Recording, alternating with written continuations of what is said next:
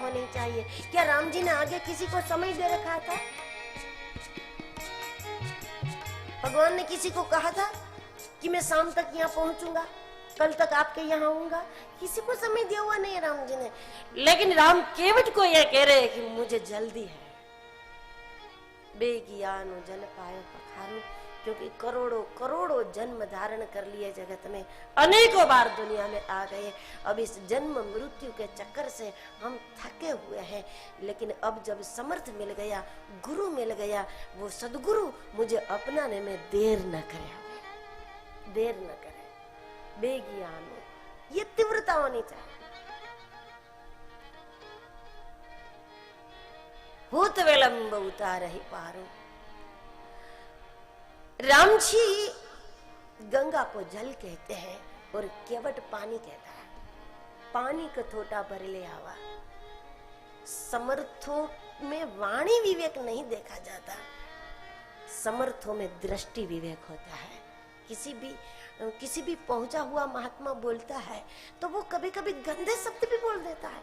समर्थों में वाणी विवेक महत्वपूर्ण नहीं होता, समर्थों में जीवन का विवेक महत्वपूर्ण होता है, दृष्टि विवेक महत्वपूर्ण होता है। वो क्या बोलता है ये समझकर, उनके शब्दों को सुनकर के निर्णय करोगे कि ये पहुंचा हुआ है या नहीं है, तो नहीं पहचान पाएंगे।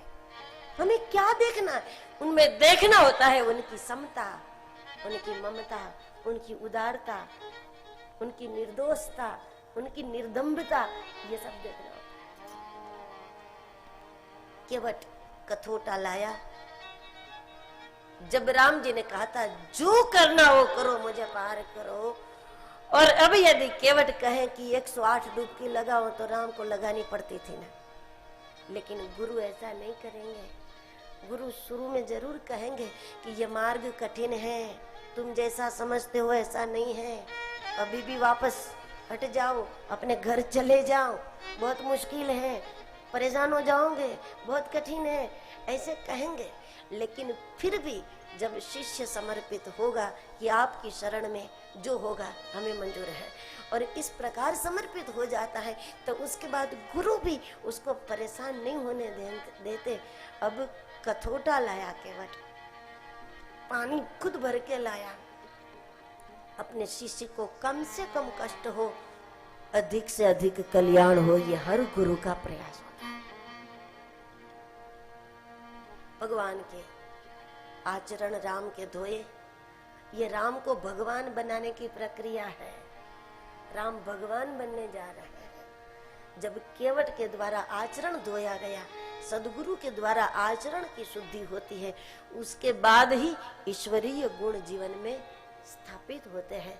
फिर ईश्वरीय गुणों का सत्संग के द्वारा विकास होता है। इसी प्रकार ही तो दुनिया में किसी भगवान का निर्माण होता है।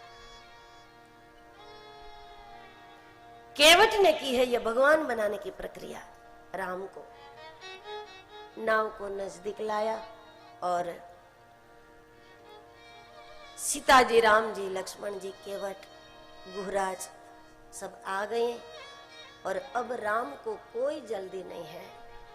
प्रसंग को रोचक करने के लिए ऐसा कहा जाए कि राम जी कहते हैं कि केवट जल्दी पहुंचा दे, जल्दी पहुंचा दे, क्यों पीछे घुमाया, क्यों ऐसा, ये रोचक बनाने के लिए कह सकते हैं। लेकिन वास्तव में एक बार शिष्य को सदगुरु अपनाता है और जो गुरु की गोदी में पहुंच गया, उसको अब कहीं भी पहुंचने की जल्दी नहीं है। अब क्या है, अब क्या जल्दी है? अब तो हम उनकी गोदी में हैं।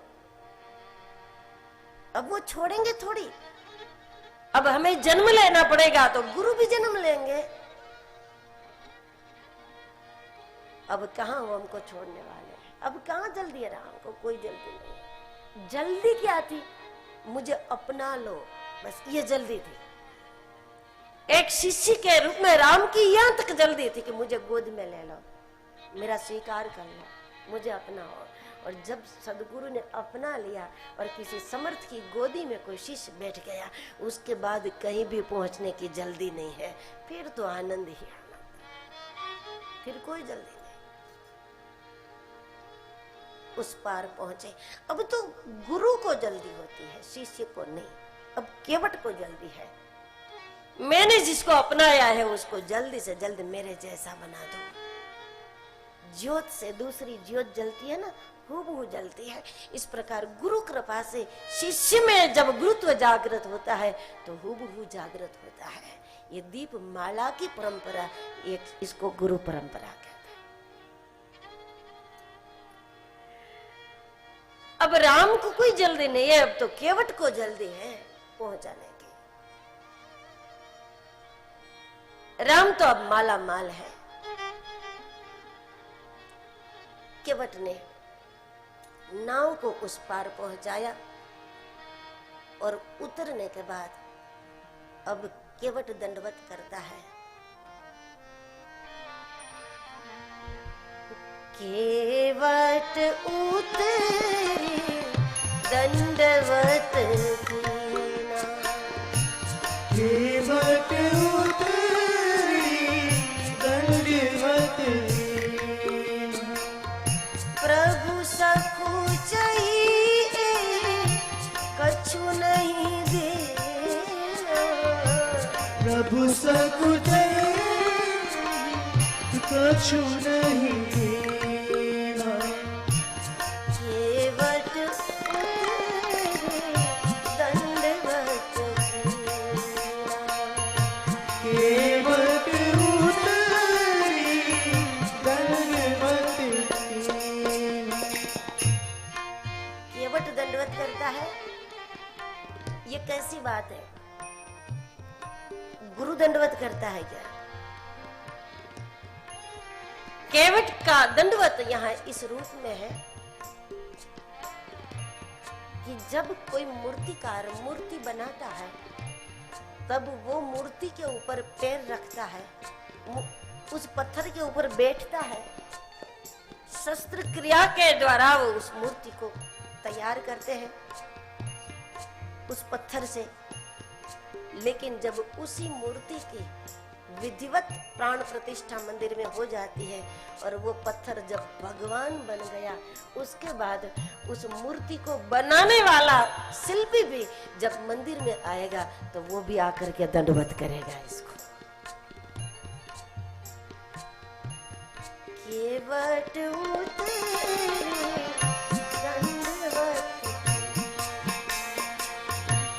केवट उतरी दंडवत कीना। निश्चित रूप से गुरु कृपा से जब कोई वटवृक्ष तैयार होता है तो उस वृक्ष की छांव में बैठने के लिए फिर से सदगुरु आते हैं,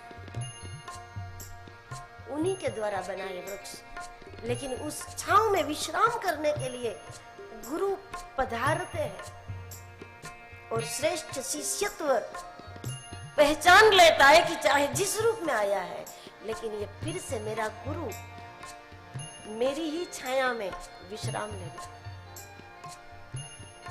केवट उतरी दंडवत केवट उतरी दंडवत कीना। अपने हाथों से जिस पौधे को आप लगाते हैं और जब वही पौधा एक वटवृक्ष बन जाता है सुंदर, तो उसके छांव में बैठना आपको बहुत अच्छा लगता। अपने हाथ से लगाया पौधा, खुद सींचा और खुद इसको बढ़ाया और उसके बाद जब वो वृक्ष बना तो उसके नीचे आपको वैसे छांव तो छांव ही होता है, लेकिन अपने हाथ से लगाए पेड़ के छांव में बैठना कितना अच्छा लगता है।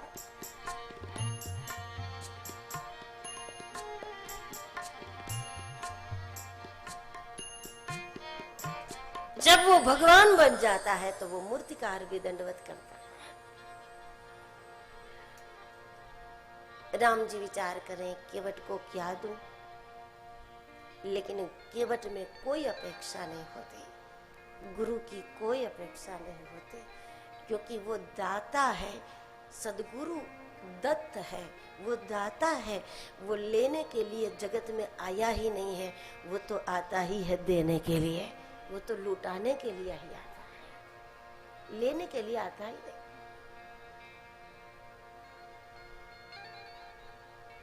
राम विचार करे क्या दूं। भगवान ने, सीताजी ने अंगूठी दी और राम जी ने केवट को दी। केवट ले लेता तो यहाँ संबंध खत्म हो जाता था। अगर केवट कह दे मुझे कभी नहीं लेना है तो भी बात खत्म, लेकिन गुरु और शिष्य का नाता कभी खत्म होता ही कहाँ है। संसार का नाता घर के दरवाजे तक होता है। जब मृत्यु होती है तो कुछ लोग घर के दरवाजे तक पीछे आते हैं, कुछ लोग शमशान तक पीछे आते हैं। कोई संबंध शमशान तक का होता है, लेकिन गुरु और शिष्य का नाता एक बार बन गया तो जन्म जन्मांतर का नाता होता है। ये कभी इसका कोई अंत ही नहीं होता। और इसलिए केवट ये संबंध खत्म करना नहीं चाहता। तो केवट ने कहा फिरती बार, मतलब इस बार तो आप आए, मैं आया, अगली बार भी आएंगे, बार बार आएंगे। फिरती बार प्रभु मोहि जो देवा, सो प्रसाद में श्री धरी लेवा। केवट क्यों नहीं लेता? इसका एक कारण यह भी है कि केवट का कहना यह है कि मेरे बताए मार्ग पर चलते चलते जब तुम मेरे समान हो जाओ, जब राम राजा बने तो राजा राम के द्वारा मैं कुछ स्वीकार करूंगा। मुझे ये वनवासी राम से कुछ नहीं चाहिए। हर गुरु ये चाहता है कि उनका शिष्य सम्राटों का सम्राट बने, महान योगी बने, राजा बने, समृद्ध बने, और उसके बाद हम स्वीकार करेंगे। लेकिन जब तक तुम वनवासी हो, खाली हो, अभी तो मैंने मार्ग बताया, उस मार्ग पर तुम चलो, फिर देखो मेरे बताए मार्ग पर चलने वालों को कैसे हीरे मोती मिल जाते हैं। गुरु के बताए मार्ग पर चलता है ना तो खदानें मिल जाती है, हीरे मोती, क्या नहीं मिलता। समृद्ध हो जाता है शिष्य, माला माल हो जाता है। उसके बाद तुम्हें जो लूटाना हो लूटाओ, हम स्वीकार करेंगे, लेकिन अभी तो इस मार्ग पर तुम आगे बढ़ो।